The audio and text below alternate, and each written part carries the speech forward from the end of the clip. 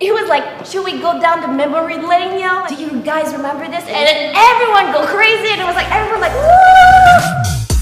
So guys, it's your girl Isabelle from 1 Million Dance Studio. Let's get started. I hate coconut. I have Hispanic blood. I graduated from college, university. So which one did I? I actually don't have Hispanic blood at all. My dad is half Lao, from Laos, and half French, and my mom is half Lao and half Chinese. Yeah, I'm actually Asian. So the first statement that I give you guys is that I hate coconut, and it's actually really true. But anything that is like coconut flakes, curry with too much coconut, like is the only thing in the world that I cannot eat. The other statement that I gave you is that I graduated university. It's actually true, and I'm pretty proud of it. I graduated with honors too. My first language is actually French. I am born in Montreal, Canada, and it's the French part of the country. Then I learned English too, but I was not able to actually speak English until like I was like 21, 22. My sister, I have an older sister, and that she really liked to sing and dance too. When we were a kid, we'd just go in the middle of the street and start singing and start dancing. The neighbors would like come out and like, you know, with their coffee or whatever and like cheer us on. When I had to do like a decision in high school for my option class, I decided to go with dance because that's what my sister did. In high school, I met that friend that was like, he's an amazing choreographer. The next year he made a studio. That's when I started actually teaching. He made his studio in 2010, so now that it's 2020, it's 10 years now. It was like kind of an organic process. When I went to school, we only talked about like Western history, and I was like, okay, but what's happening in Asia? So my major in college was East Asian Studies, but I had to learn one of the languages. Korean sounded more like water to my ears, so I really fell in love with the language. So the first time that I came to Korea, I was here as an exchange student. So I spent a year in Korea basically alone. After that year, I went back, finished my BA, and I came to like a kind of a life crisis of like I was not happy with the place I was. So I decided like to just go, because I actually didn't know what I wanted to do in Korea. Back in Canada, I learned about 1 Million through like a YouTube video.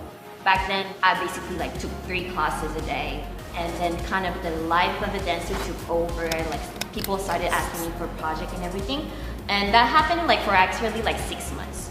I remember because my Korean was not so good, I wrote down all the explanation of my part, and I did that for like maybe 2-3 months.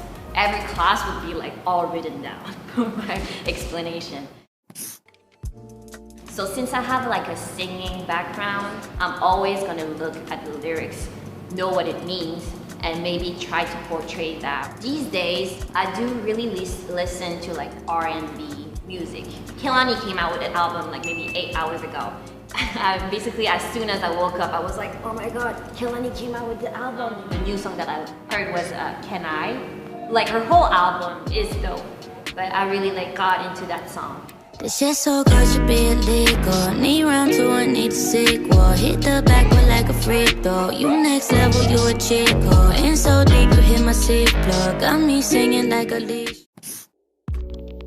I don't like to label myself. I just want to like, you know, have a song that I like and just like portray what it means to me, or like the emotion that it makes me feel. Like a lot of people consider me as a hip-hop dancer. I don't consider myself as a hip-hop dancer because I have a bigger background and definitely shows in my choreos. Everyone thinks my hair is really long, but I'm not long. Like if you go under the hat, then that's my natural color. I do have curly hair. Everyone asks me when I come with curly hair at the studio, they always like, oh, you got a perm, and I'm like, no, I just didn't do nothing today. I was lazy. You know, I do love oversized. It's comfortable. Even though I'm like quite short, like I just think it just fits me better than like some like girly skirts or whatever. During summer, I like to like wear shorts and like a t-shirt, and that's it. You have people everywhere dancing, so actually finding your identity is really hard. My advice to you would be to have a big range, and then from that make, you know, your own style and your own identity. Now, let's go. What is your favorite cuisine? I guess like my mom, what she cooks, anything that she cooks. Oh, it's a Korean question. 춤을 배우면서 몸이 안 아픈 방법은 있을까요? 댄스 일이 엄청 힘든 일인데 스트레칭은 제일 중요하다고 생각해요. Okay, another one. Are there ever moments where you procrastinate and make choreography last minute? There's a lot of those times. So I won't teach anything or choreograph more than a week in advance because that would just ruin the song. I do procrastinate, kinda, not too much. Melo sings asks tips to improve the dance. It's a lot of practice. It's about like what you don't get. So you can learn one choreo and like let's say like learn the whole thing, practice all the legs, practice all the lines, like one step at a time. Do you still plan on dyeing your hair dark? I don't know. I'm afraid that if I go dark, I'm actually gonna look like nice. Even though I am, you know, you need to have some. I hope you guys have fun with me. I know I'm not a fun person at all. But yeah, I hope that you got to know me better. Yeah, if you actually see me in real life, don't be afraid to actually come up, you know, and try to talk. You know, I appreciate good talk. I see you guys next time. Peace! Bye-bye!